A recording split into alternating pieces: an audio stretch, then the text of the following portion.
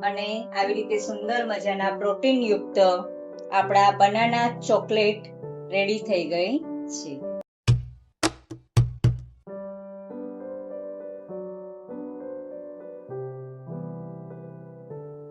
આજે આપણે બનાવવાના છે બનાના ચોકલેટ ફ્લેવરની. બાળકોને કેલ્શિયમ મળે, પ્રોટીન મળે અને બહારની ચોકલેટ ખાવા કરતા ઘરની જ ચોકલેટમાં એ લોકોને સ્વાદ આવે. આમ ન ખાય ચોકલેટ તો આવી રીતે આપણે બનાના વિથ આપણે કોકોનટ પાવડર નાખી અને ચોકલેટ બનાવવાના છીએ.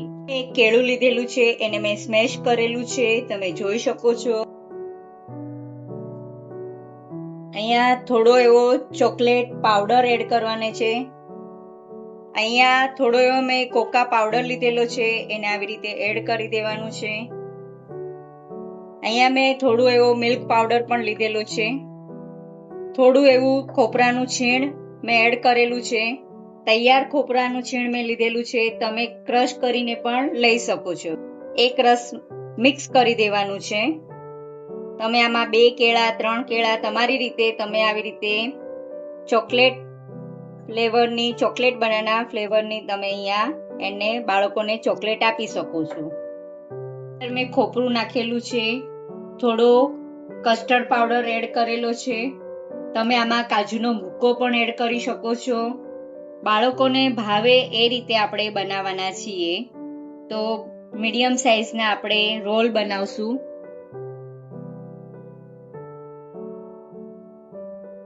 કોપરામાં આવી રીતે રગદોળી દેવાના છીએ.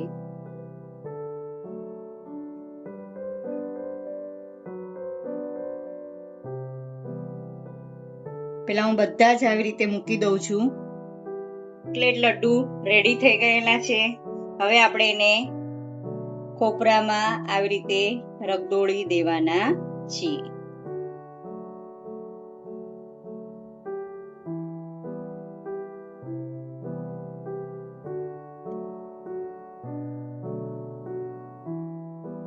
ખોપરું પણ સ્વાસ્થ્ય માટે સારું છે, ખાવાનું પૌષ્ટિક છે અને એનાથી આંખોને ઠંડક મળે છે, વાળ વધે.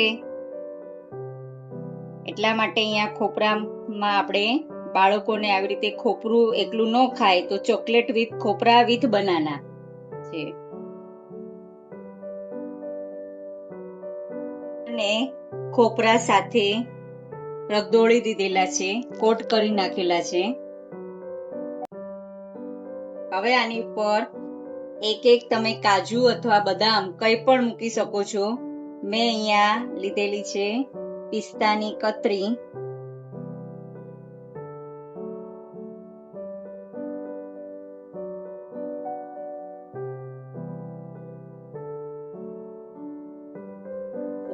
અહીંયા એક પિસ્તા, એક કાજુ હું મૂકતી જાઉં છું.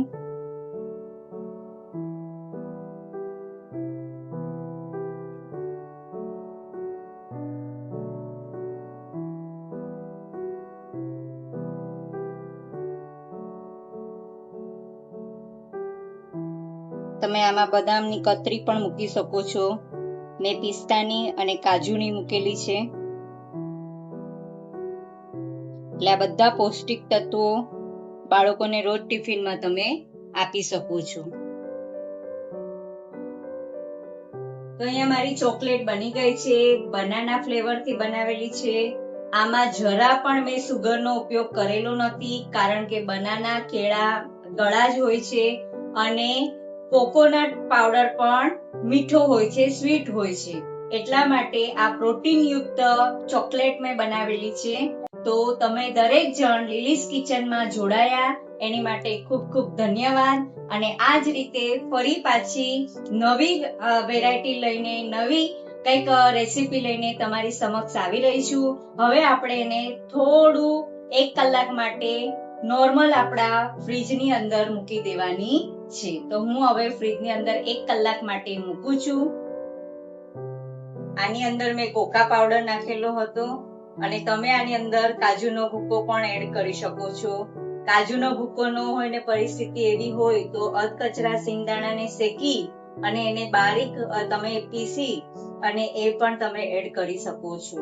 અને તમારું પૂરણ એકદમ ઢીલું થઈ ગયું હોય તો તમે આ બધું એડ કરી અને આવી રીતે સુંદર મજાના પ્રોટીન યુક્ત આપણા બનાના ચોકલેટ રેડી થઈ ગઈ છે.